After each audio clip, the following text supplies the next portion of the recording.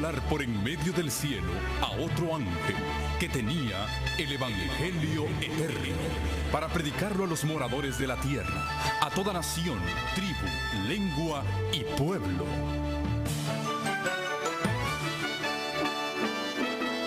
Con ustedes su programa cristiano con temas bíblicos de actualidad.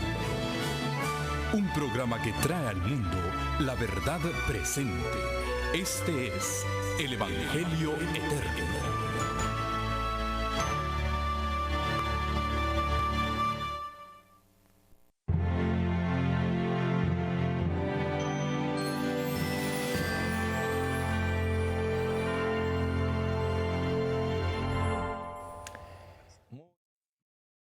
Les invito a que abran junto conmigo sus Biblias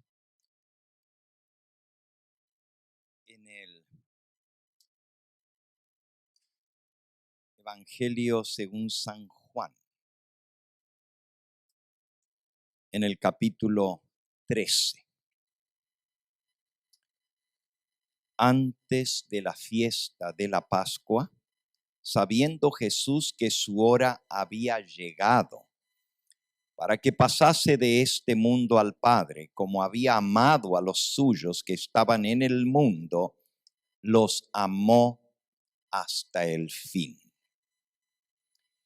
Y cuando cenaban, como el diablo ya había puesto en el corazón de Judas Iscariote, hijo de Simón, que le entregase, sabiendo Jesús que el Padre le había dado todas las cosas en las manos y que había salido de Dios y a Dios iba, se levantó de la cena, se quitó su manto y tomando una toalla se la ciñó. Luego puso agua en un lebrillo y comenzó a lavar los pies de sus discípulos y a enjugarlos con la toalla con que estaba ceñido. Esta historia se conoce como la última cena de Jesús o la cena pascual. Fue celebrada un jueves por la tarde. Leímos San Juan capítulo 13. 1:3. Leímos desde el versículo 1 en adelante.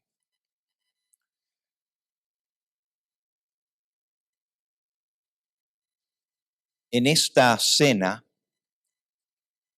que fue la última comida que Jesús tuvo antes de morir, fue un jueves por la noche. El día en que se mataba el Cordero Pascual era el viernes, 14 de Nisán. Pero como Jesús sabía que a la hora que se mataba el Cordero Pascual, él, como Cordero de Dios, iba a ser inmolado, escogió pasar las horas de ese día, 14 de Nisán, con sus discípulos.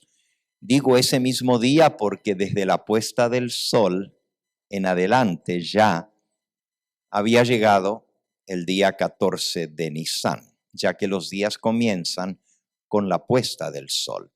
Y esa cena se realizó en un aposento alto, no muy lejos de donde estaba el templo de Jerusalén. Quizás unas 8 a 10 cuadras de donde está el templo estaba ese lugar, el aposento alto.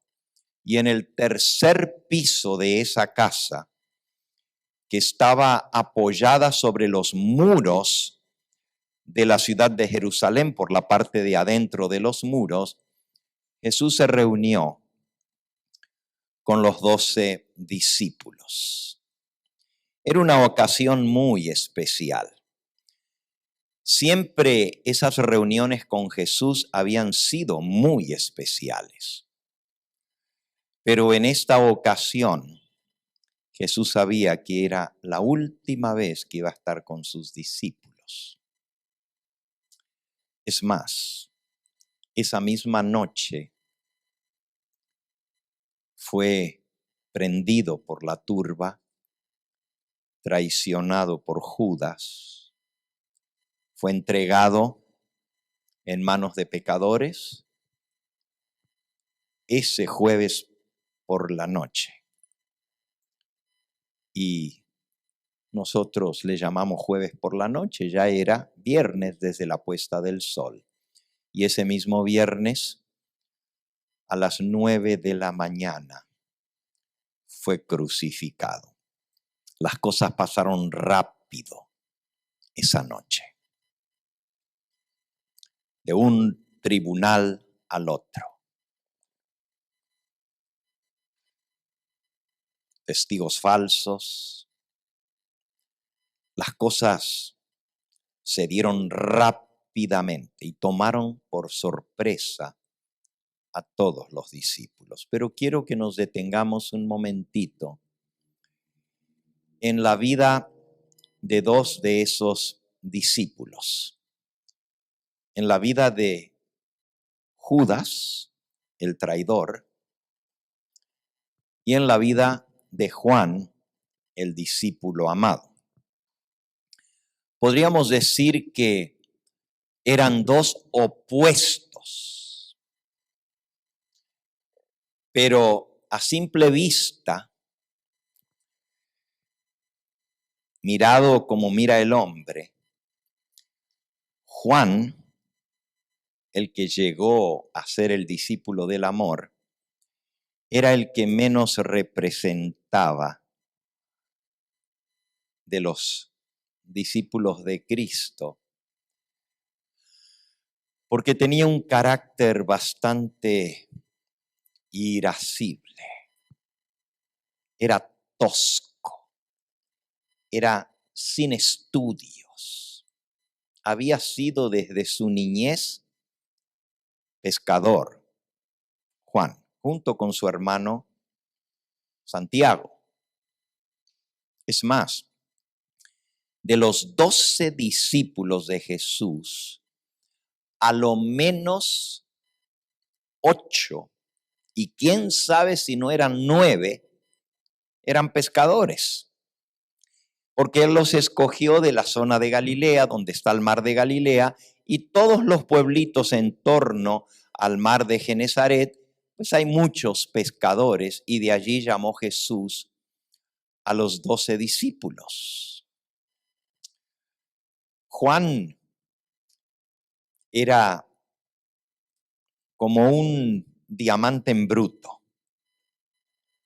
sin educación formal, apenas se había ido a la escuela, era mal hablado, era enojado, era traicionero.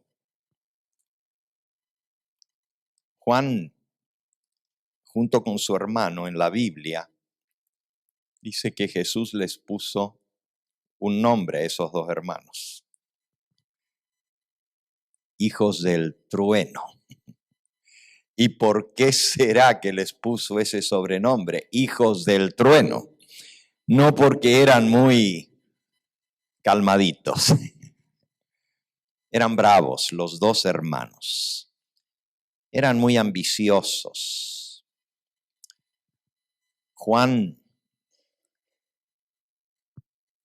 quizás por el mismo hecho de que no había tenido educación formal, sino muy poquita escuela, quizás tenía un complejo de inferioridad y trataba de sobresalir de muchas maneras. Vamos a hablar un poquito más de él luego, pero ahora voy a hablar del otro discípulo, de Judas, porque nuestro tema lleva por título Judas y Juan. Y esta tarde vamos a hablar de Judas y Pedro, Judas y Pedro. Y vamos a hacer una comparación entre estos discípulos. Si ustedes ven, el carácter central es Judas. Se repite en el sermón de esta tarde, Judas y Pedro, y esta mañana Judas y Juan. Escogí a Judas y Juan porque en esta cena pascual de la cual vengo hablando, y leímos en el Evangelio según San Juan, fueron los dos discípulos que estaban sentados a la mesa de la cena pascual junto a Jesús. En el deseado de todas las gentes, en la página 600, dice,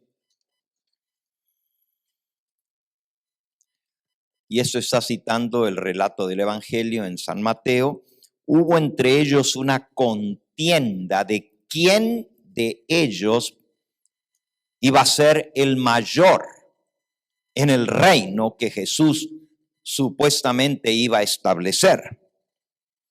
Esta contienda, continuada en presencia de Cristo, le apenaba y le hería mucho. Los discípulos se aferraban a su idea favorita de que Cristo iba a hacer valer su poder como Mesías e iba a ocupar su puesto sentándose en el trono de David para ser rey en Jerusalén. Pero Jerusalén y la nación entera estaba bajo el control de los romanos. ¿Cómo iban a tener un rey en Jerusalén cuando los mismos judíos, cuando entregaron a Jesús a la muerte, dijeron: no tenemos más rey que al César, el emperador romano? Pero los discípulos albergaban la idea, es más, estaban convencidos de que él era el Mesías, pero entendieron mal las profecías, pensando que el reino de Cristo iba a ser un reino físico en este mundo, que se iba a sentar en un trono en Jerusalén, y era descendiente del rey David.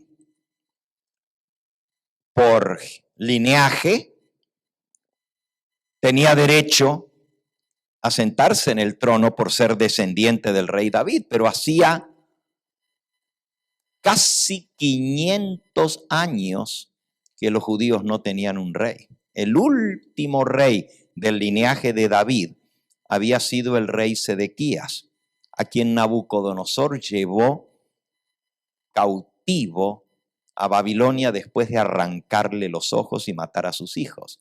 Y nunca más se sentó en el trono de la descendencia de David un judío, porque primero estaban bajo el control de los babilonios, luego bajo el control de los medo-persas, después vinieron los griegos que dominaron Israel y ahora estaban los romanos, y ya los romanos tenían casi 200 años de estar gobernando.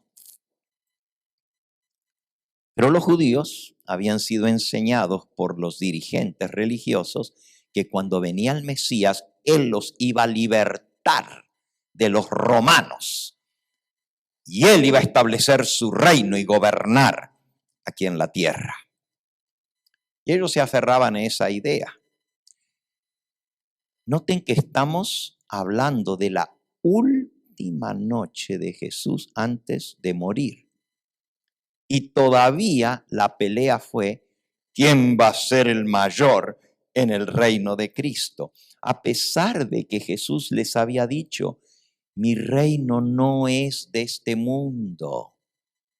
A pesar de que Jesús les había dicho: voy a ser entregado en manos de los dirigentes judíos y me van a matar. Ellos se resistían a aceptar esa idea. Y a veces, hermanos, las ideas que se nos han inculcado desde niño, tienen más fuerza que la verdad que nos es presentada directamente. ¿Cuántas personas a través de nuestros canales de televisión escuchan la verdad, pero la tradición o lo que han aprendido desde su niñez les sirve de tropiezo para tomar una decisión y aceptar esa verdad. Y los discípulos no eran diferentes de nosotros. Dice aquí, en el corazón de cada uno de los discípulos estaba el anhelo de tener el puesto más alto en el reino. Ustedes pueden leer esta misma historia, está en el Evangelio de San Mateo, en el capítulo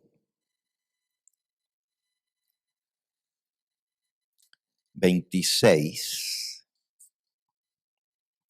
y también se encuentra en San Marcos, capítulo 14, y en San Lucas, capítulo 22. Quizás podemos leerlo del Evangelio de Lucas, en el capítulo 22.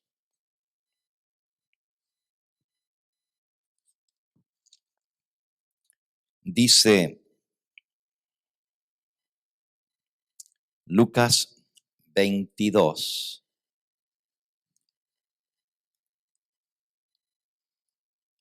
En el versículo 7, llegó el día de los panes sin levadura, en el cual era necesario sacrificar el cordero pascual. Y Jesús envió a Pedro y a Juan diciendo, id y preparadnos la Pascua para que la comamos. Y ahí sigue la historia. Pero en el versículo 24 dice, hubo también entre ellos una disputa sobre quién de ellos sería el mayor. Pero él les dijo, los reyes de las naciones se enseñorean de ellas. Sí, gracias, hermano, aquí tengo dos ya. Los reyes de las naciones se enseñorean de ellas, y los que sobre ellas tienen autoridad son llamados bienhechores. Mas no así vosotros, sino sea el mayor entre vosotros como el más joven y el que dirige como el que sirve. Porque ¿cuál es el mayor? ¿El que se sienta a la mesa o el que sirve? ¿No es el que se sienta a la mesa?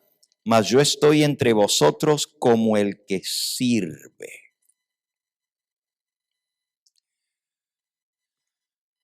Y Jesús les dio el ejemplo esa noche, a la cena. Les sigo leyendo la cita. Los discípulos, cada uno se avaloraba a sí mismo por encima de los demás. Y en vez de considerar más dignos a sus hermanos, cada uno quería tener el primer lugar. La petición de Juan y Santiago, los hermanitos hijos de Zebedeo, la mamá de ellos se había acercado a Jesús unas horas antes y le había dicho a Jesús, Señor, quiero tener una palabrita contigo. Tú sabes, mis hijitos tan buenos que son, tan serviciales. Juanito y Santiaguito. Quiero que cuando tú te sientes en el trono para reinar, pues algo poquito te pido. No más que uno se siente a tu derecha y el otro a tu izquierda. La mamá era ambiciosa y los hijos habían salido igual que la madre, ambiciosos. Dice aquí, el pedido de la madre de Juan y Santiago de sentarse sus hijos a la derecha y a la izquierda del trono de Cristo había excitado la indignación de los demás discípulos. El que los dos hermanos se atreviesen a pedir el puesto más alto y utilizasen a su madre para hablarle a Jesús, airaba tanto a los otros 10 que el enajenamiento amenazaba penetrar en ellos. Enajenamiento quiere decir, no más con ustedes. No queremos saber nada con ustedes, desgraciados sinvergüenzas. Consideraban que Juan y Santiago los había juzgado mal a ellos y los menospreciaban, y que su fidelidad y talentos no eran apreciados. Judas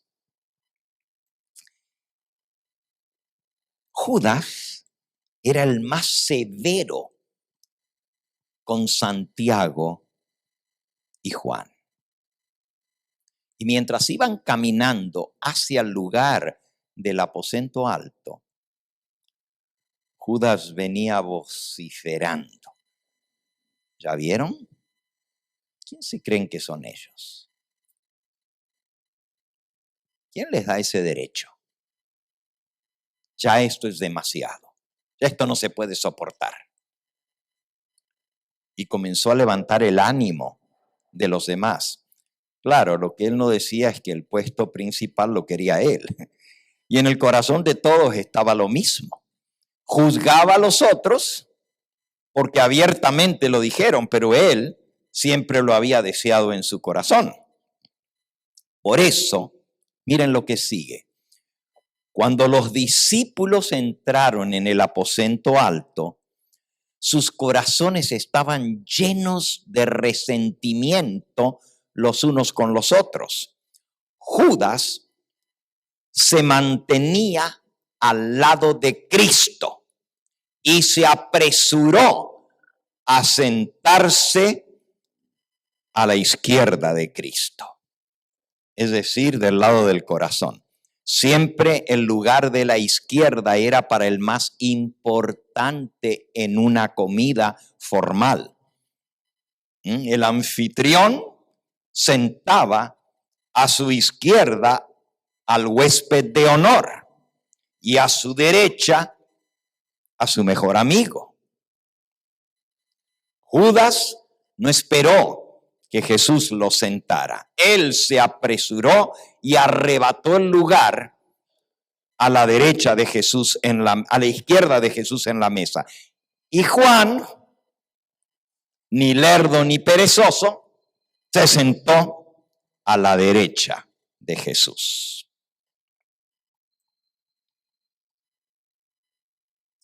Si había un puesto más alto que los otros, Judas estaba resuelto a obtenerlo. Y él pensaba que el puesto del invitado de honor le correspondía a él. Y Judas era el traidor. ¿Quién era este Judas? La mensajera del Señor explica que de los 12 discípulos, Judas era el más prometedor. Es decir, era el que tenía más refinamiento, más roce social. Era el que tenía educación formal. Hablaba con mucha facilidad, se expresaba bien, se vestía bien, atinaba siempre con sus respuestas. Por cierto, cuando Jesús escogió a sus discípulos, Él los llamó. Sígueme, le dijo a Santiago y a Juan. Sígueme, le dijo a Pedro y a Natanael. Pero a Judas Jesús no lo invitó. Judas se ofreció como discípulo. Y cuando Judas se ofreció, Jesús no le dio la bienvenida con bombos y platillos. En San Marcos, en Lucas 9,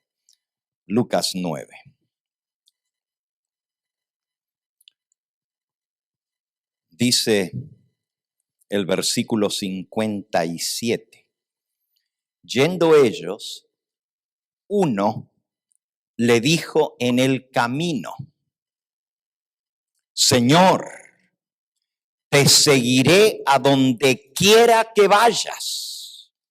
Ahora, es interesante porque a los demás discípulos Jesús les dijo, sígueme, y ellos dejándolo todo le siguieron. Pero este fue el que se adelantó a él y dijo, Señor, te seguiré donde quiera que fueres. Él se ofrece a ser seguidor de Jesús. Y Jesús le dijo, las zorras tienen guaridas y las aves de los cielos nidos, mas el Hijo del Hombre no tiene dónde recostar la cabeza. Se está ofreciendo a ser colaborador de Cristo como discípulo y Jesús como que medio lo desanima. Le dice, ¿buscas ganancia material? No tengo nada. Hasta las zorras están mejor porque tienen guarida. Yo ni siquiera tengo dónde recostar mi cabeza. Elena de White dice que ese fue Judas el que se ofreció él mismo.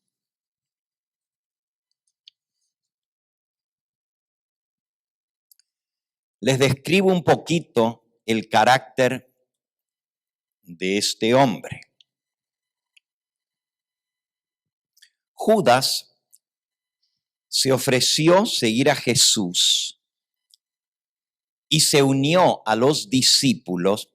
Estoy leyendo ahora del capítulo del deseado de toda la gente que lleva por título Judas. Hay un capítulo entero sobre este discípulo. Judas se unió a los discípulos cuando las multitudes seguían ya a Jesús. La enseñanza del Salvador conmovía sus corazones mientras pendían arrobados de las palabras que pronunciaban la sinagoga a orillas del mar de Galilea o en el monte. Judas vio los milagros que Jesús hacía. Le vio sanar a los enfermos, hacer caminar a los cojos, y vio a los ciegos acudir a Jesús desde los pueblos y las ciudades, y a Jesús devolverles la vista. Judas vio a los moribundos a los pies de Jesús. Presenció las poderosas obras del Salvador al sanar a los enfermos, al echar a los demonios y a resucitar a los muertos. Cuando él vio el poder que tenía este hombre, se convenció en su corazón que este era el Mesías. Este es el que la nación de Israel está esperando. Y así se ofreció a seguir a Jesús. Pero Judas tenía un defecto muy grande de carácter. El defecto de carácter, el principal entre muchos, aunque si lo observamos humanamente, parecía el discípulo perfecto, bien preparado, bien vestido, siempre sonriente, bien educado. Cualquiera diría, este va a ser pastor, mira cómo viene. Este sí va a ser un buen apóstol. Es más, dice aquí, Judas era tenido en alta estima por los demás discípulos y ejercía gran influencia sobre ellos. Tenía alta opinión de sus propias cualidades y consideraba a los demás discípulos muy inferiores a él en juicio y capacidad.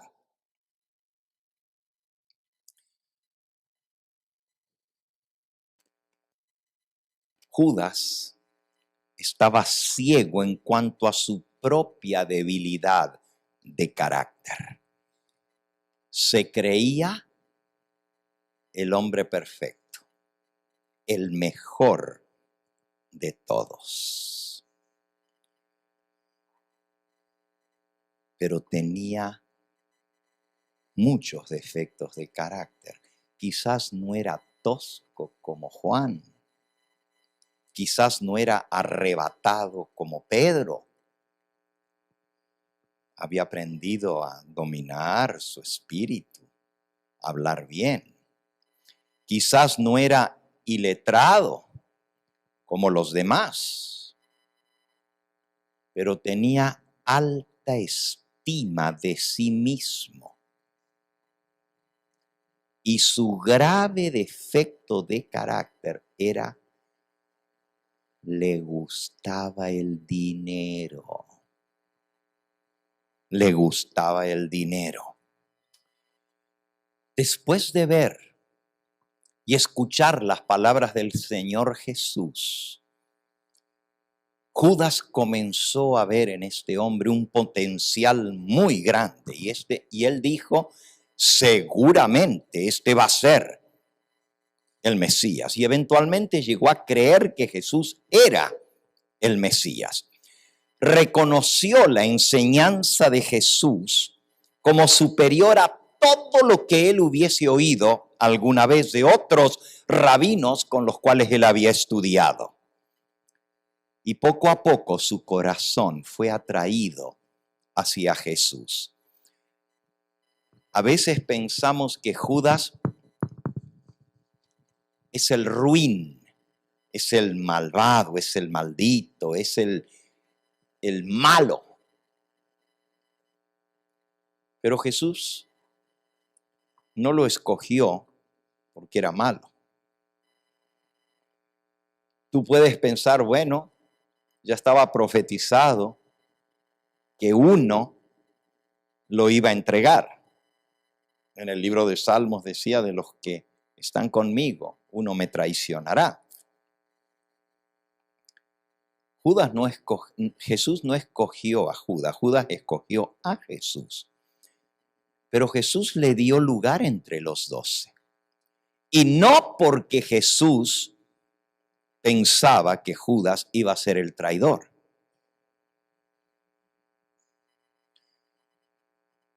Él quiso darle la oportunidad a Judas, igual que a todos los demás.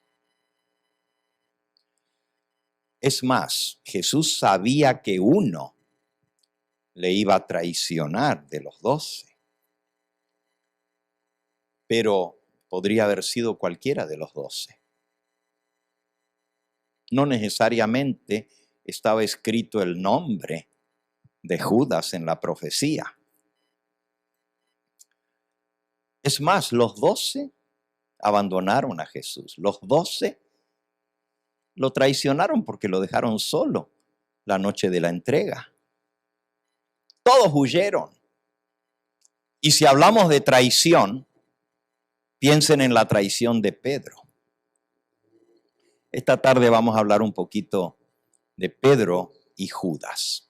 Pero les sigo leyendo el propósito por el cual Jesús le permitió a Judas ser su discípulo cuando él se ofreció. El Salvador no rechazó a Judas. Le dio un lugar entre los 12. Le confió la obra del ministerio. ¡Wow! Cualquiera diría, pero ¿cómo Jesús le impuso las manos? Porque cuando él llamó a los 12, eso está en Mateo capítulo 10, les impuso las manos y los mandó a predicar y les dio autoridad para sanar enfermos, para hacer milagros, para echar fuera demonios. Y se los dio a los 12 por igual, no a uno en particular. ¿Por qué Jesús ordenó al ministerio a un hombre como Judas, que no conocía Jesús el corazón de Judas? Juan capítulo 2 dice que Jesús conocía el corazón de las personas. Y entonces, ¿por qué lo hizo uno de los 12? La respuesta obvia, ya lo dije hace un momento, porque Jesús sabía que uno tenía que ser el traidor y lo dejó para que éste fuera el traidor. No, si fuera así, eso se llamaría predestinación y que Judas ya estaba escogido de antemano para ser el traidor. Miren lo que dice aquí. Jesús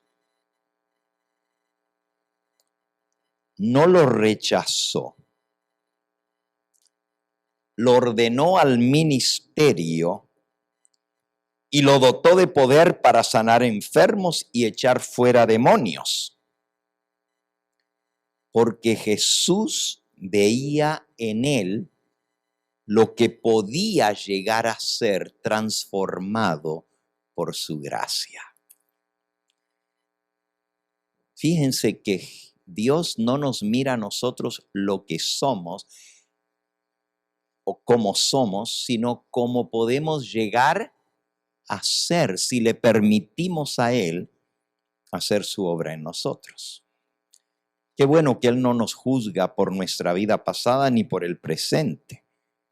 Él nos ve como podemos llegar a ser por su gracia. Dice así: Judas no fue insensible a las gracias de Cristo. Llegó a amar de corazón al Maestro y deseaba estar con Jesús para aprender de él. Sintió un inmenso deseo de ser transformado en su carácter y su vida, y esperó obtener esa transformación relacionándose con Jesús. Pero hubo un problema con Judas. Fíjense, él quería ser transformado.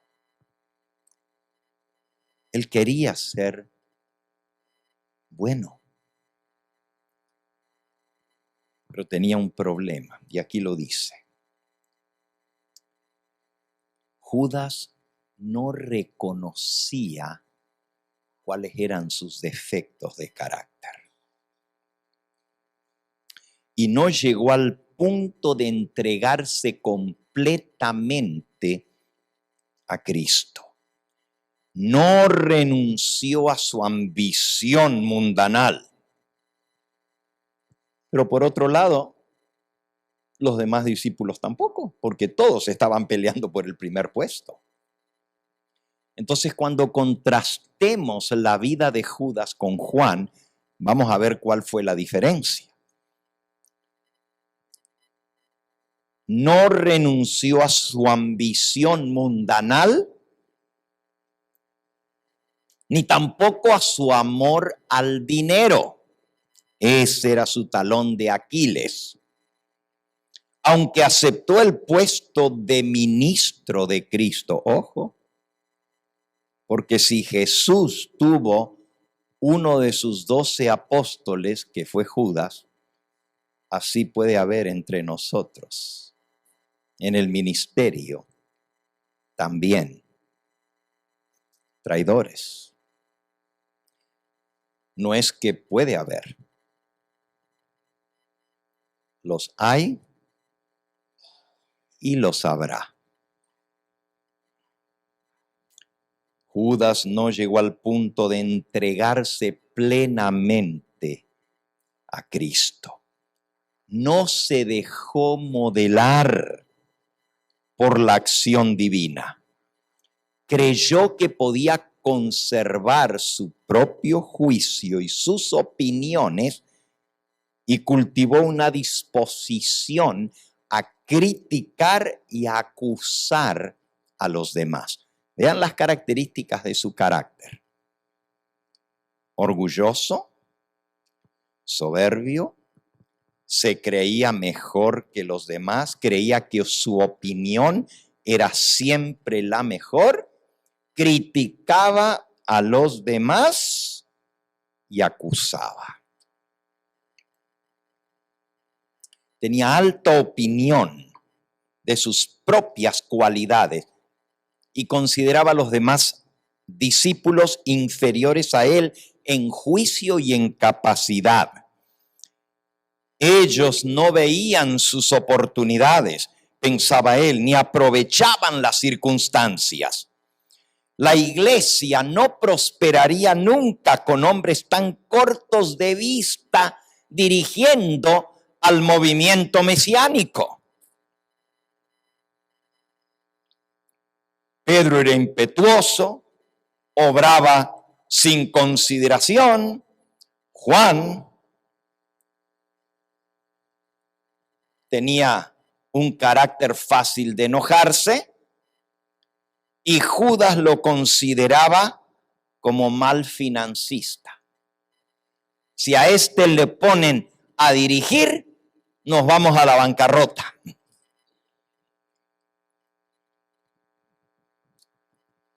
Mateo, cuya preparación le había enseñado a ser exacto en todas las cosas porque era contador.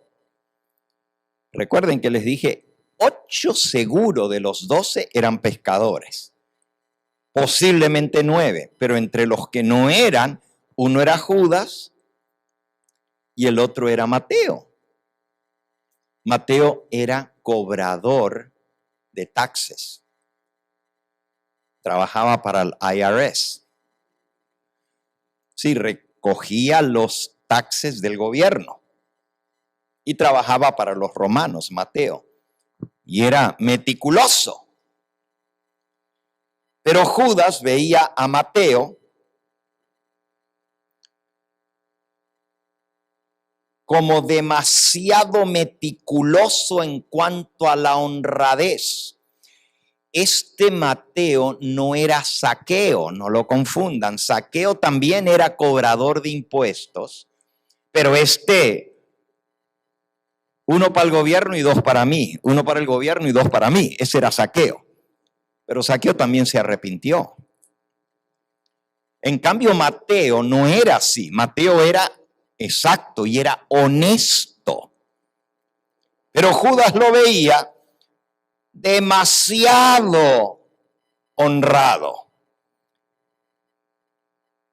Y aparte que Mateo siempre estaba contemplando las palabras de Cristo y se absorbía tanto en lo que Jesús decía, según pensaba Judas, que nunca se le podría confiar la transacción de asuntos que requiriesen previsión y agudeza. Sí, sabe contar. Sí, sabe de administración del dinero. Pero no tiene visión. No ve las oportunidades. Por supuesto, a todo esto, él era mejor. Era mejor que Juan, era mejor que Mateo, era mejor que Pedro. Él era mejor que todos los demás. Así pasaba Judas revista uno por uno a los demás discípulos, dice aquí. Los miraba, los estudiaba y se lisonjeaba porque de no tener él la capacidad que él tenía para manejar las cosas, la iglesia se vería con frecuencia en perplejidad y embarazo. Judas se consideraba como el único capaz.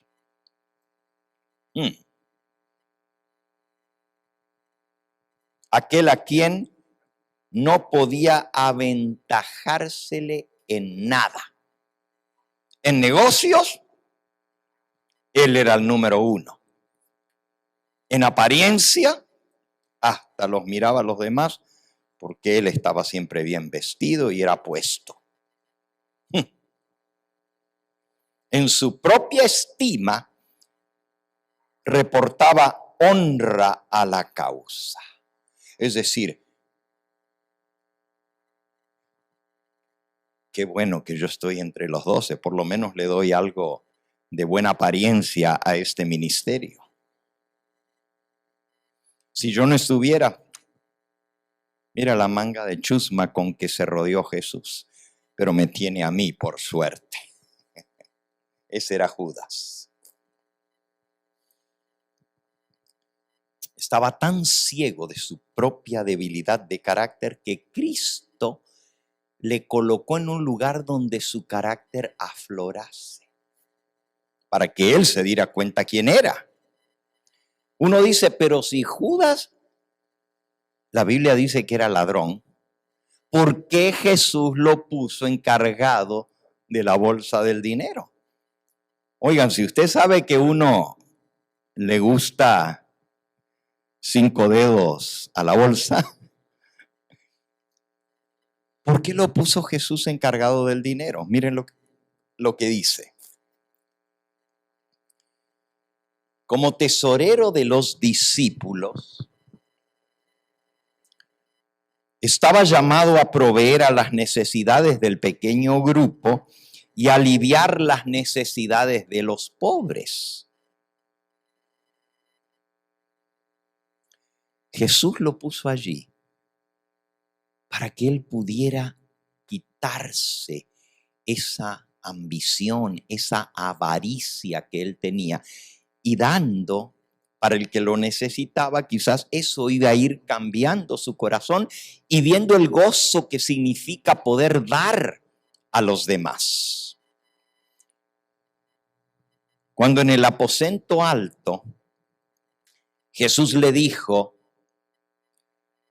lo que has de hacer, hazlo presto, esa misma noche, los discípulos pensaron que tenía que ir a ayudar a algunas personas o ir a hacer algún arreglo.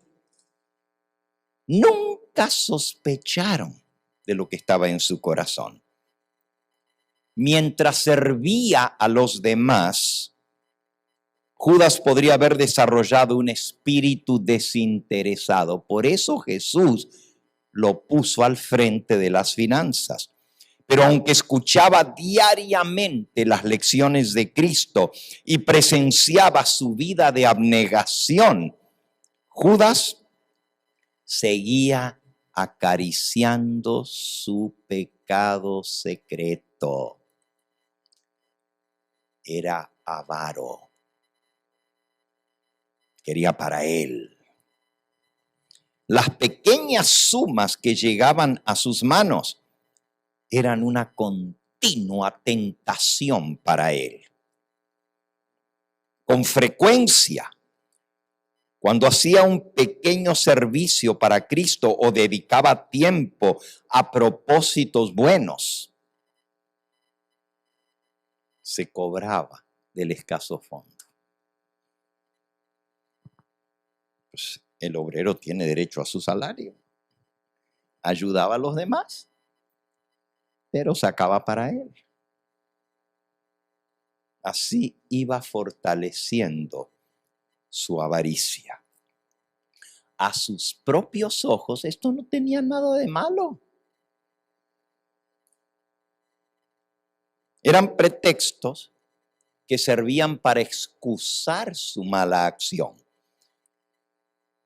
Él decía, el obrero es digno de su salario. Yo solo estoy sacando pues lo que a mí me corresponde, una parte para mí. Pero a los ojos de Dios era ladrón. Eso es lo que él era, ladrón. Hay muchos hoy en día, aún en el ministerio, que se les confía fondos para las arcas del Señor. Pero como son ministros, yo también tengo derecho. y se echan a la bolsa lo que fue destinado para la causa del Señor. A los ojos de Dios, Jesús muchas veces había dicho, mi reino no es de este mundo. Y a Judas le molestaba cada vez que Jesús decía eso.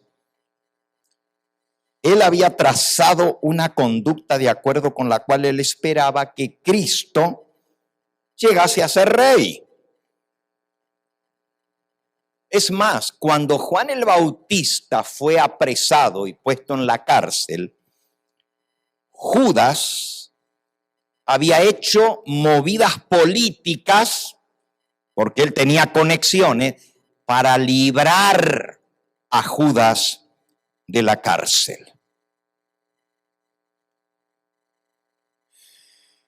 Pero cuando vio que Jesús no hacía nada para librar a su precursor, que al mismo tiempo era su primo, Judas se sintió defraudado. Y todo esto terminó con la muerte. Juan el Bautista fue decapitado. Y Jesús, en vez de aseverar su derecho real y vengar la muerte de Juan el Bautista, se retiró con sus discípulos a un lugar apartado en el campo para orar. Ese era el momento de levantarse y hacer valer su derecho. ¿Cómo dejó morir a Juan el Bautista de esa manera? Judas quería una guerra abierta y más agresiva. Pensaba que si Jesús no estuviera todo el tiempo impidiéndole a sus discípulos ejecutar sus planes, la obra tendría más éxito. Notaba la creciente enemistad de los dirigentes judíos y vio su desafío quedar sin respuesta cuando exigieron de Cristo una señal del cielo. ¿Por qué cuando le dijeron, ¿qué señal nos das? ¿Por qué no hizo Jesús un milagro? Ese era su momento de mostrarles quién era Él. Según Judas, a Jesús le faltaba juicio. No tomaba las decisiones correctas.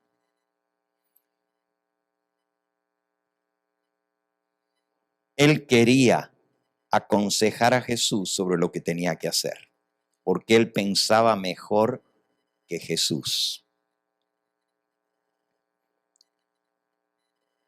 Su corazón se abrió poco a poco a la incredulidad, primero dudando de las decisiones de Cristo, dudando de cómo él actuaba. No dudaba que era el Mesías al principio, solamente dudaba del juicio de Cristo. Le falta visión. Necesita alguien como yo que lo impulse. ¿Por qué Jesús se la pasaba hablando de cosas negativas? ¿Por qué tenía que estar hablando todo el tiempo, voy a ser entregado, me van a matar? A Judas no le parecía eso. La perspectiva de obtener un puesto elevado en el reino había inducido a Judas a abrazar la causa del ministerio de Cristo.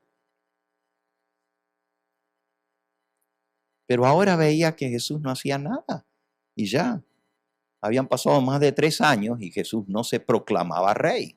Es más, Judas en más de una ocasión trató de obligarlo a que se proclamara rey.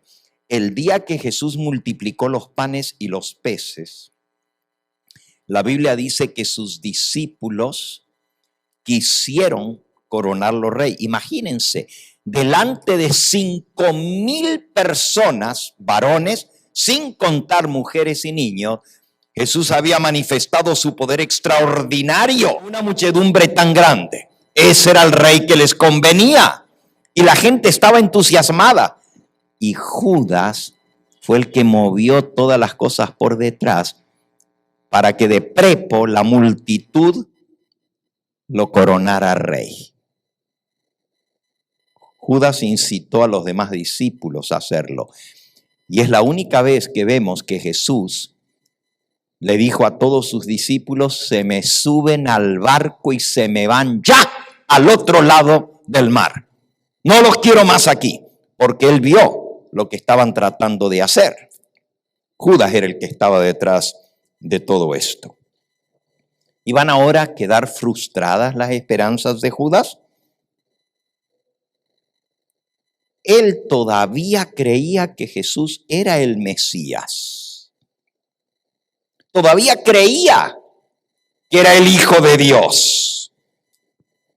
Pero dudaba y procuraba hallar alguna explicación de sus poderosas obras. Yo puedo seguir explicándoles a lo largo de todo el ministerio de Cristo cómo actuaba Judas, pero creo que ya ustedes tienen una idea de lo que movía a Judas y sus intereses. Hubo un momento crucial en la vida de Judas y fue cuando Jesús pronunció el discurso de que él era el pan de vida. Elena de White dice: el discurso de Cristo en la sinagoga acerca del pan de vida fue el punto decisivo en la historia de Judas. Oyó las palabras: si no comiereis la carne del Hijo del Hombre y bebiereis su sangre, no tendréis vida en vosotros. Vio que Cristo ofrecía beneficio espiritual más bien que beneficio material. Se consideraba como previsor y pensó que podía vislumbrar que Cristo no tendría honores, ni podría conceder altos puestos a sus seguidores. Cuando le escuchó ese discurso, dijo: me parece que voy en mal camino. Este no es lo que yo pensaba que iba a ser. Sus esperanzas habían sido frustradas. Y después de ese discurso, dice aquí, Judas resolvió no unirse tan íntimamente con Cristo que no pudiera apartarse en cualquier momento que él quisiera. Voy a quedar cerca como para ver si cambian las cosas, pero si no, no me conviene esta asociación con Jesús.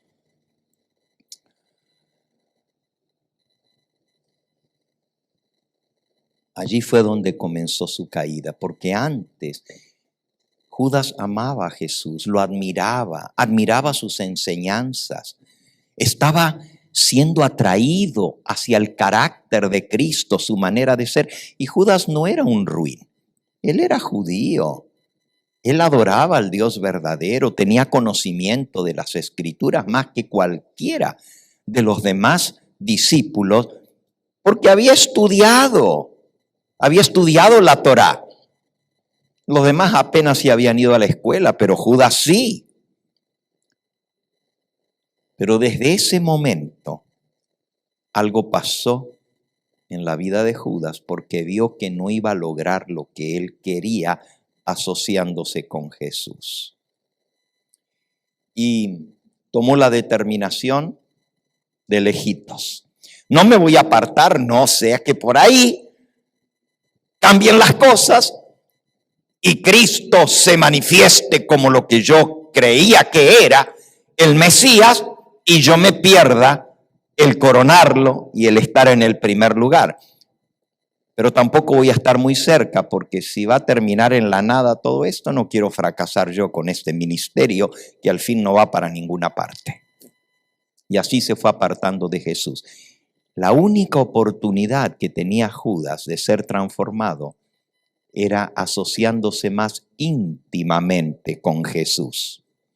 Pero en lugar de eso, se apartó de él. Piensen ustedes, hermanos, por un momento, cuántas veces nosotros porque nos interesan las cosas materiales, las ganancias mundanales. Nos enfriamos en las cosas de Dios y no tenemos tiempo para estar cerca de Jesús, porque estamos muy ocupados en las cosas de este mundo. Cuidado, en nuestro corazón podemos estar tomando decisiones que un día nos van a llevar a traicionar a Jesús. La única manera de transformar nuestra vida es estando cerca de Jesús. Porque Él dijo, separados de mí, nada podéis hacer. Pero si nosotros a sabiendas comenzamos a dedicar menos tiempo a Jesús, a estar en comunión con Él, a orar menos, a estudiar menos su palabra, ¿cómo pretendemos cambiar nuestro carácter? ¿Cómo pretendemos estar listos para la hora de prueba que se avecina? Porque a los discípulos les vino su hora de prueba cuando todas sus esperanzas se vinieron abajo. Y toditos se rajaron. Toditos abandonaron a Jesús. Todos,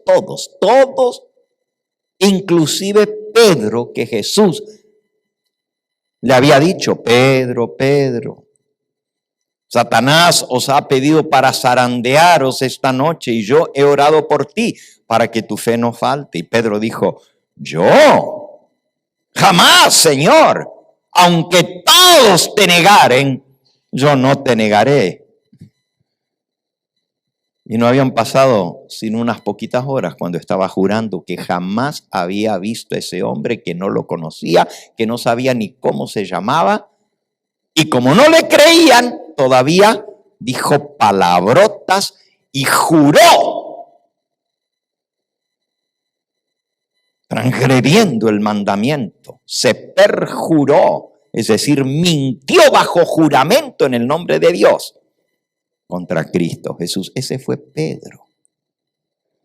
Todos lo abandonaron. Pero nosotros decimos, bueno, Judas fue el traidor. Todos fueron traidores. Todos. Judas fue el que lo entregó. Y ahora les voy a leer lo que dice con respecto a la entrega de Jesús.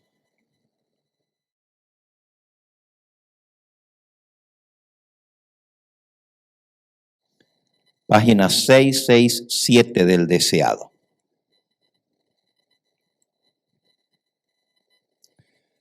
Judas no estaba completamente empedernido.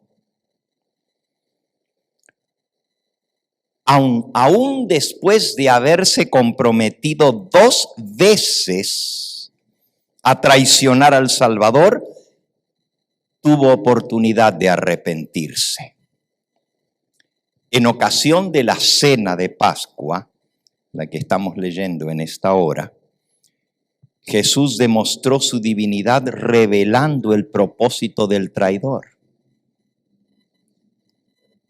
El que mete conmigo su mano en el plato, este es el que me va a traicionar.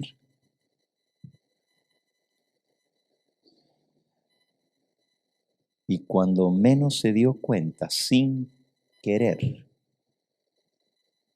fueron a agarrar el mismo pedazo de pan y la mano de Judas se chocó con la de Jesús. Y ahí estaba clarito que Jesús sabía quién era el que le iba a entregar. El que moja conmigo el pan en el plato. Y los dos metieron la mano en el plato al mismo tiempo.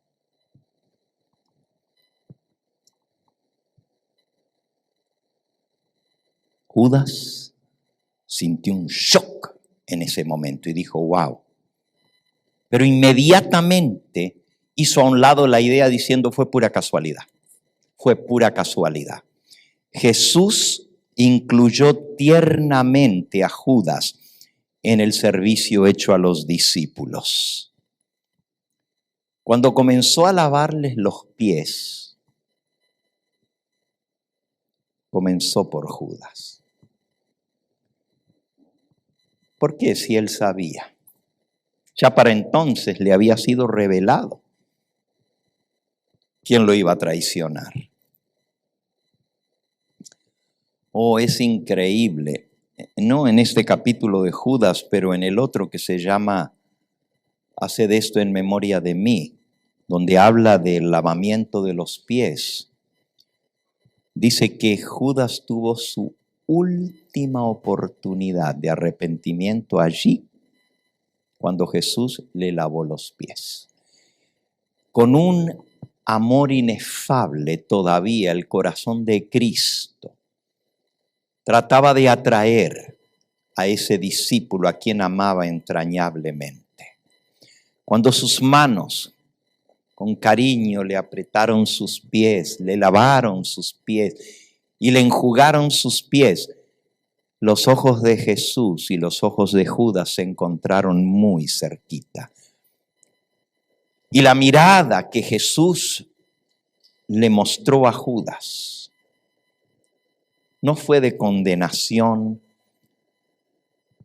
fue de amor. Y en ese momento, Judas sintió el deseo allí mismo de confesar su pecado, de arrepentirse y pedirle perdón a Jesús. Fue como una oleada que le vino en su corazón. Casi no lo pudo soportar porque el amor de Cristo lo constreñía. Pero en lugar de mantener sus ojos viendo el amor de Cristo, porque Jesús le suplicaba con su mirada que se entregase a Él, que se arrepintiera, y Él estaba dispuesto a perdonarlo. Quitó sus ojos de Jesús y miró alrededor. Y cuando vio a los demás discípulos todos interesados, no platicando entre sí, sino todos viendo, porque Judas fue el primero a quien Jesús le lavó los pies. Y todavía los discípulos estaban asombrados e impresionados que Jesús se humillara a lavarles los pies. Pero cuando Judas vio que todos estaban mirando, pensó, si ahora yo me arrepiento y confieso, qué vergüenza delante de todos. Me tienen como el mejor. Y si yo llego a decir que yo ya hice trato para entregar a Jesús, qué vergüenza. El orgullo le impidió arrepentirse. Pero miren lo que dice todavía aquí. Judas endureció entonces su corazón a la última súplica del amor del Maestro. Y en ese momento cruzó la línea del punto sin retorno. Cuanto tantas veces endurecemos nuestro corazón al amor del Señor cuando nos llama al arrepentimiento, llega un momento que tú y yo podemos cruzar el punto sin retorno, y eso fue lo que hizo Judas. Los pies que Jesús había lavado salieron para consumar la traición esa misma noche. Pero aún así, miren lo que dice, y esto es lo que más me sorprende. Judas razonó que si Jesús había de ser crucificado, como él había dicho, el hecho iba a suceder de todos modos. Sea que yo lo entregue o no lo entregue, él va a morir. Y si lo crucifican, pues obviamente no es el Mesías. Pues si lo van a matar, ¿Cómo se va a sentar en el trono de David? ¿Qué tengo de perder? Si va a morir, de todos modos, va a morir. No importa que yo lo entregue o no lo entregue, va a morir. Y si yo lo entrego, me quedo con dinero en mi bolsa. Salgo bien, salgo adelante. Otra vez la avaricia. Pero si Jesús no iba a morir, porque era el Mesías, lo único que haría él era obligarlo a que se librara. Muchas veces Judas había visto cómo Jesús se había escapado. Más de una vez habían tratado de echar mano a Jesús porque los judíos, los dirigentes, lo odiaban y buscaban ocasión. En una oportunidad, Jesús había pasado en medio de la turba que lo iba a despeñar de una montaña por un desfiladero. Y Jesús se escapó. La Biblia dice porque aún no había llegado su hora. En otra oportunidad, habían agarrado piedras para apedrearlo porque Jesús había mencionado el nombre sagrado de Dios, yo soy. Antes que Abraham fuese, yo soy. Y agarraron piedras para apedrearlo, pero Jesús salió ileso. Judas había visto varias veces cómo Jesús se escapaba. Y él pensó, pues esta vez va a pasar lo mismo. ¿Y si él se escapa? Pues de todos modos a mí me queda el dinero. Y de todos modos, si él no se deja arrestar, y Judas dice aquí, no creía que Cristo se dejaría arrestar. Al entregarle, decía él, su propósito era enseñarle una lección a Jesús. Se proponía desempeñar un papel que indujera al Salvador a tener desde entonces cuidado de tratarle a él con el debido respeto. Este es peligroso, mejor que lo trate bien. Imagínense, qué increíble. Pero miren lo que sigue diciendo.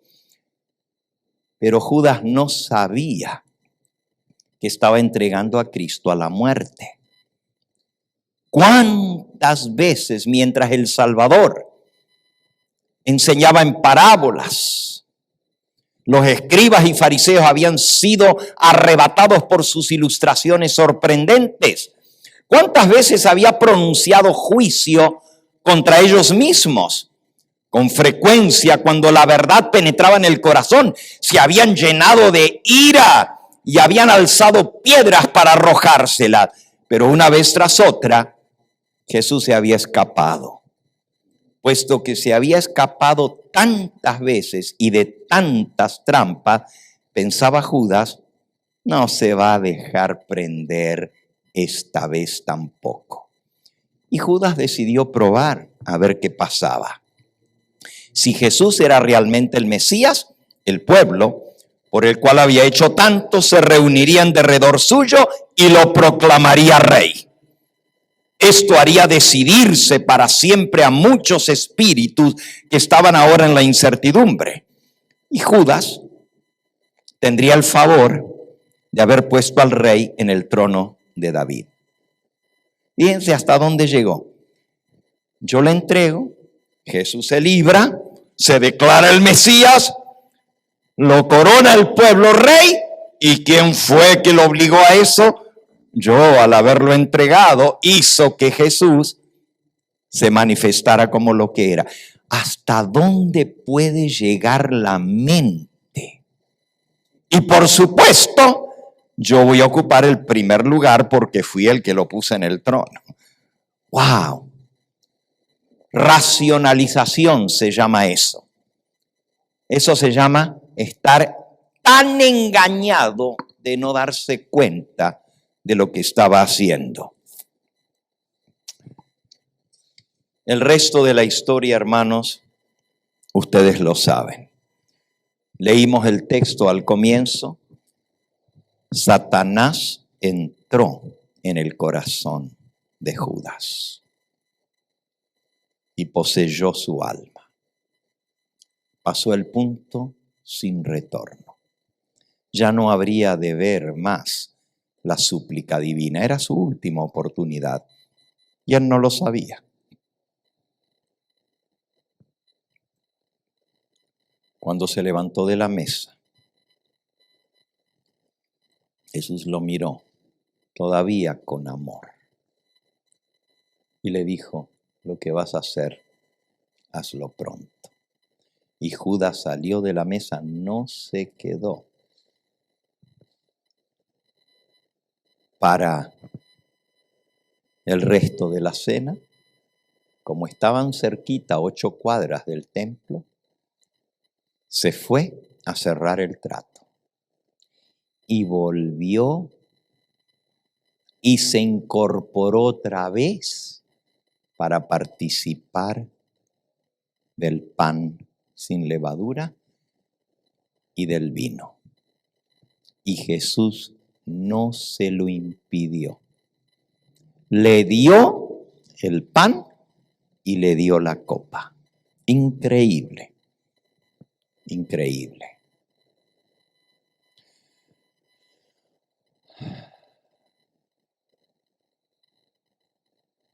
Las cosas pasaron rápido. Jesús se fue al Getsemaní. Judas, según había acordado, se encontró con los dirigentes y se dirigió al lugar donde sabía que Jesús iba a estar, donde siempre iba, al huerto del Getsemaní. Allí sí se vieron señales inequívocas. Cuando Jesús respondió: yo soy, la turba que venía a prenderlo, espantada, se cayó hacia atrás como muertos, y entre ellos iba Judas. Judas sintió un tremendo presentimiento, pero por dentro todavía decía: ya está, se va a escapar otra vez, y no se va a dejar prender. Cuando vio que todos cayeron hacia atrás, dijo: ahí está el poder de Dios obrando a través de él. Pero luego Jesús se dejó prender. Y en medio del juicio de Cristo sucedió la escena más patética.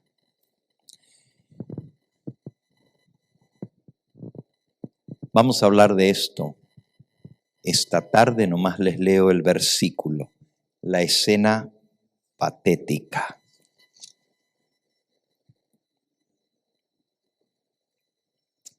Mateo 27. Estamos en medio del juicio de Cristo ya ese viernes por la madrugada. Ya Pedro le había negado, Jesús había pasado de Anás a Caifás, de Caifás a Anás y de vuelta a Caifás. Dice el versículo 27 del capítulo 26. Entonces Pedro se acordó de las palabras de Jesús cuando cantó el gallo. Versículo 1 del capítulo 27. Venida la mañana, todos los principales sacerdotes y los ancianos del pueblo entraron en consejo contra Jesús para entregarle a muerte, y le llevaron atado y le entregaron a Poncio Pilato, el gobernador. Allí, en el palacio del gobernador, Judas, el que le había entregado, viendo que era condenado, devolvió arrepentido las 30 piezas de plata a los principales sacerdotes y a los ancianos, diciendo: yo he pecado entregando sangre inocente. Mas ellos dijeron: ¿y qué nos importa a nosotros? Allá tú. Y arrojando las piezas de plata en el templo, salió y fue y se ahorcó. El triste fin de un hombre que podría haber pasado en la historia como un gran apóstol por los dones que tenía, terminó ahorcado. Y lo llevó el remordimiento, el cargo de conciencia. No soportó más y se quitó la vida. Algunos podrían decir, pero se arrepintió. Porque aquí dice, arrepentido, devolvió las 30 piezas de plata. Ese arrepentimiento no fue arrepentimiento genuino. No le dolió lo que había hecho, le dolió las consecuencias de su acción al ver que Jesús iba a ser condenado. Ahora sí dijo, ¿qué he hecho? ¿Qué he hecho? Y su conciencia lo atribuló de tal manera que se volvió como loco. Y todavía viendo que Jesús no se libraba de las manos de ellos, salió desesperado del templo cuando lo condenaron a Jesús a muerte y fue y se ahorcó. Tan solo unas 2 horas más tarde, porque todo eso pasó rápido. La muchedumbre que venía siguiendo al hombre del Gólgota cargando su cruz en un recodo del camino. El camino viene bajando y da una curva. Hasta el día de hoy se llama la Vía Dolorosa, ese camino. Claro, ese nombre se lo pusieron después de que Cristo la recorrió. Esas calles empedradas que fueron testigos de cómo Jesús cayó bajo el peso de la cruz. La gente venía gritando detrás del populacho, pero al llegar a una curva, un recodo del camino, la escena espeluznante y horrible de un hombre colgado de un árbol hizo que la turba se callara espantada, porque es la reacción de cualquiera que ve un ahorcado. Y alguien dijo, ¡es Judas! ¡Es Judas!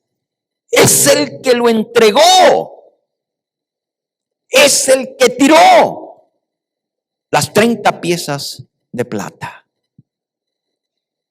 La gente dejó de gritar.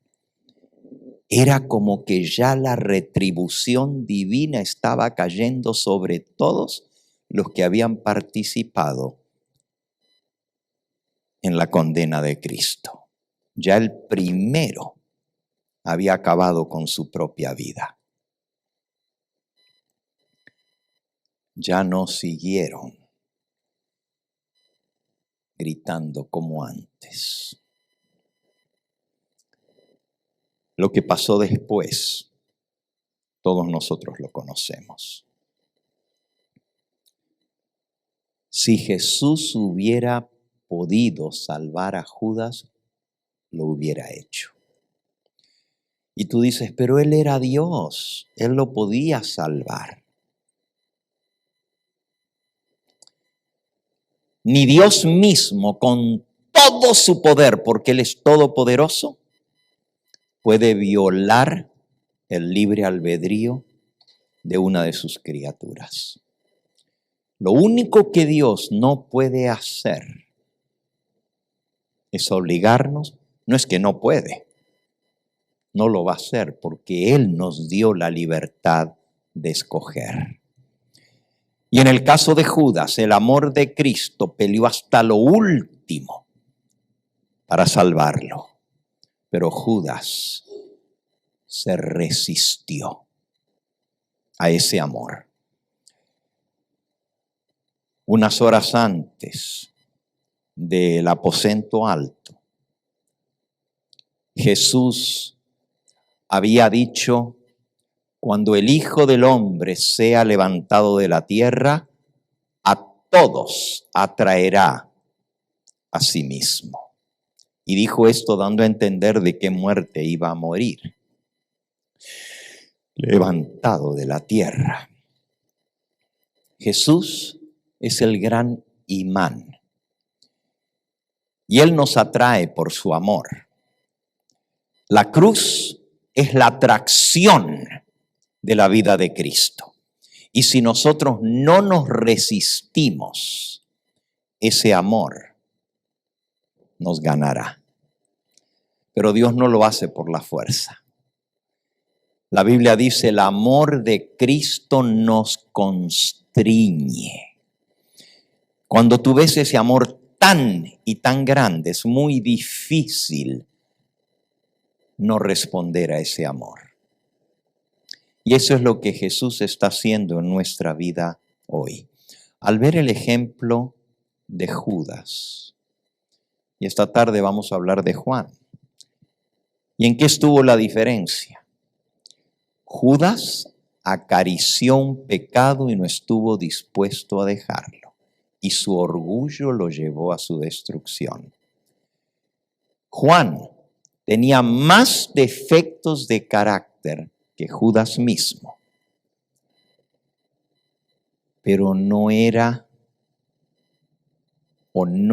endureció su corazón al amor de Cristo. Se dejó atraer, se dejó moldear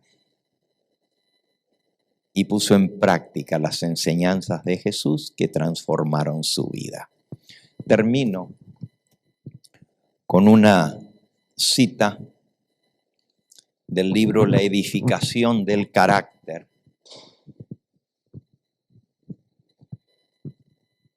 Y la transformación de la personalidad.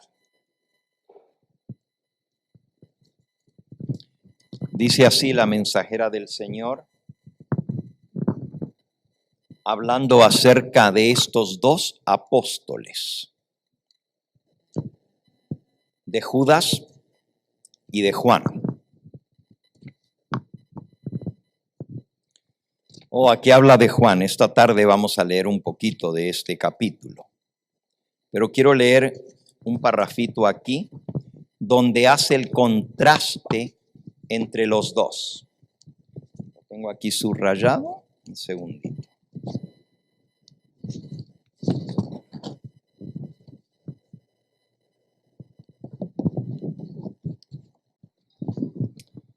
No anoté la página, pensé que aquí está. Ya la encontré. Es la página 57. Este es un librito precioso, no es muy largo y es un tesoro del espíritu de profecía. No muchos lo conocen, pero está en español. Se llama La edificación del carácter y la transformación de la personalidad. Dice así: podemos ilustrar y sacar una lección del notable contraste entre el carácter de Juan y el de Judas. Juan llegó a ser una ilustración viva de la transformación del carácter, de la santificación. Por otro lado, Judas poseía una forma de piedad, de religión externa, mientras su carácter fue moldeado por Satanás. Profesaba ser discípulo de Cristo, pero en palabras y en obras lo negaba. Judas tuvo las mismas preciosas oportunidades que Juan para estudiar e imitar el carácter de Cristo, el modelo. Escuchó las mismas lecciones de Cristo. Vio los mismos milagros que Juan. Y su carácter debería haberse transformado por la gracia divina. Pero mientras Juan luchaba fervorosamente contra sus propias faltas, reconocía sus defectos y trataba de asimilarse a Cristo, Judas seguía violando su conciencia, cediendo a su pecado acariciado y formando en su persona hábitos de deshonestidad que lo iban a transformar a la imagen de Satanás. Estos dos discípulos representan los miembros de la iglesia.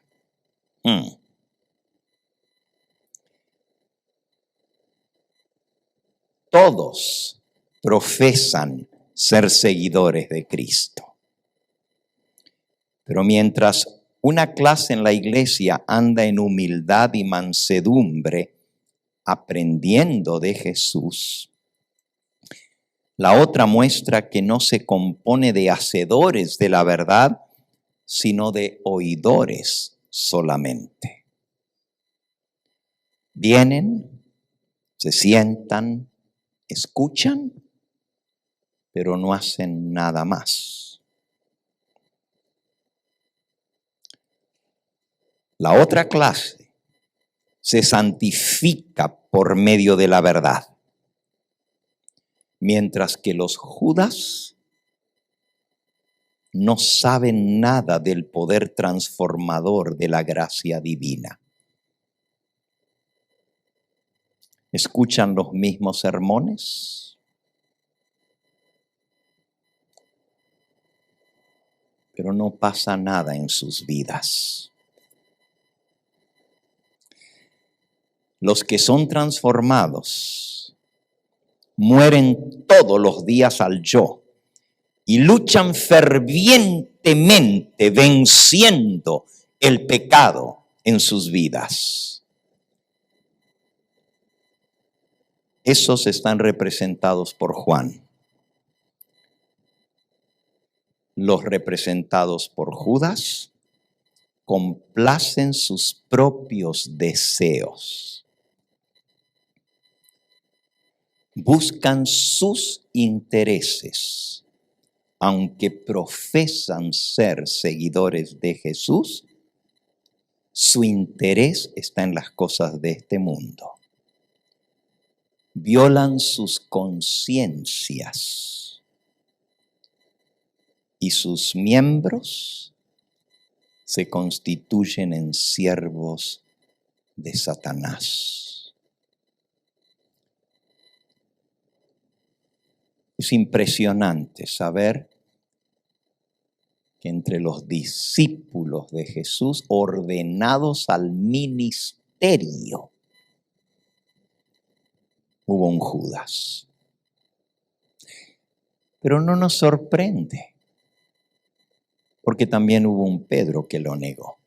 ¿Cuál fue la diferencia entre Pedro y Judas? Esta tarde la vamos a ver. ¿Cuál fue la diferencia entre Juan y Judas? Juan fue hacedor de la palabra. Juan dejó que las enseñanzas de Cristo lo moldearan. Luchó contra sus defectos de carácter y por la gracia y el amor de Cristo los venció. Judas acarició sus malos hábitos.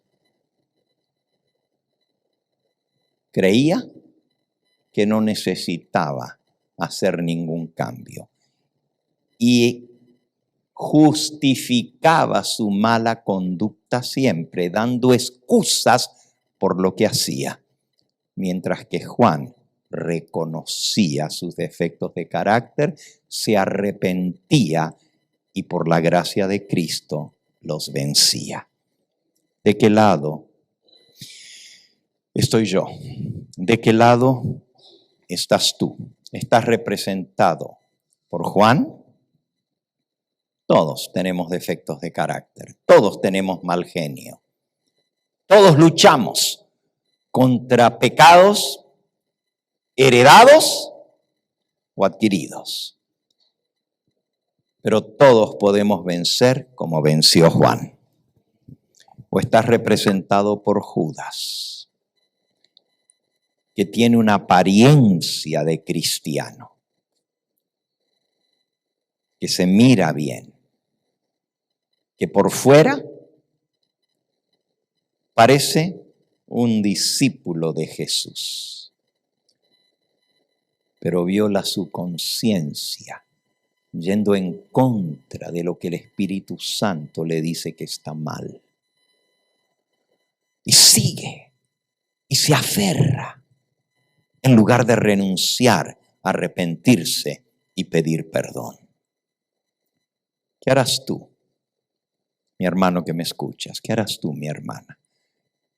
Jesús te dice, mira, he puesto hoy delante de ti la vida y la muerte, el bien y el mal. Escoge la vida para que vivas. ¿Y quién es la vida? Cristo es el camino y la verdad y la vida. Escoge a Jesús en este día. Quiero terminar en esta hora haciendo una apelación a 3 grupos de personas. Primero, aquellos que nunca se han rendido públicamente a Cristo diciendo, Señor, te acepto como mi Señor y Salvador. Cristo dijo, el que creyere en mí será salvo. El que creyere y fuere bautizado será salvo. Y el bautismo es arrepentimiento, reconocer nuestra falta, confesarla y permitir que Dios nos transforme. El primer llamado es para el grupo de aquellos que nunca han tomado ese paso y esa experiencia de ser bautizados. El segundo grupo al quien me estoy refiriendo ahora es aquellos que ya fueron bautizados, quizás en otra iglesia, pero ahora han conocido un camino mejor, han encontrado el verdadero camino a la salvación, han descubierto que hay un pueblo que se esfuerza por mantener a Cristo primero y superior en todo lo que hace. Y está dispuesto a seguir a Jesús, aunque le cueste la vida misma. Porque Jesús dijo, si me amáis, guardad mis mandamientos. Y si tú fuiste bautizado en otra iglesia, pero no tienes la prueba del amor en tu vida, porque no te la enseñaron, si me amáis, guardad mis mandamientos. Porque quizás no te dijeron, este es el amor, que guardemos sus mandamientos. Y en esto conocerán que sois mis discípulos, si obedeciereis mis palabras y las pusiereis por obra. Y si Dios te está llamando a seguirle a Él en todo, para ti es este llamado, para aceptar y seguir al Señor Jesús por completo. Y el tercer grupo es si hay alguno que aún siendo bautizado, así como Judas, que no solo fue bautizado por Juan el Bautista, no solo fue ordenado al ministerio por Jesús mismo, pero había algo en su vida que no estaba bien, no había una entrega completa. Yo quiero llamar a este tercer grupo, si hay alguno que reconoce en su vida que no ha hecho la entrega completa al Señor y quiere en esta hora decir, Señor, tú sabes que yo te amo, tú sabes que de todo corazón quiero servirte, pero he sido débil, he puesto otras cosas por delante. Y no es mi anhelo más ferviente reflejar tu carácter. Perdóname, Señor. y yo quiero tener un nuevo comienzo en mi vida, entregándome a ti de todo corazón. Voy a orar por personas en estos 3 grupos. Los que nunca han sido bautizados y necesitan tomar esa decisión, incluyendo los que hoy van a ser bautizados, quiero orar por ustedes. En segundo lugar, si vienes de otra iglesia, pero Dios te trajo a conocer este camino y esta verdad, quiero orar por ti, que el Señor te siga guiando. Y en tercer lugar, aquellos que ya son bautizados, que son parte de la iglesia del Señor, así como Judas. Y yo no digo que tú seas un Judas, pero sí digo que tú y yo necesitamos de la gracia de Cristo para cambiar. Necesitamos una entrega completa. Y si hay algo que te ha detenido a hacer esa entrega completa al Señor, hoy es el día de ponerte de parte de Él.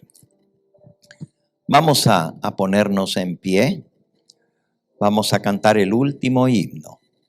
Y mientras cantamos este último himno, voy a dar la oportunidad a aquellos que están en cualquiera de esos 3 grupos a que se acerquen aquí adelante para orar por ustedes.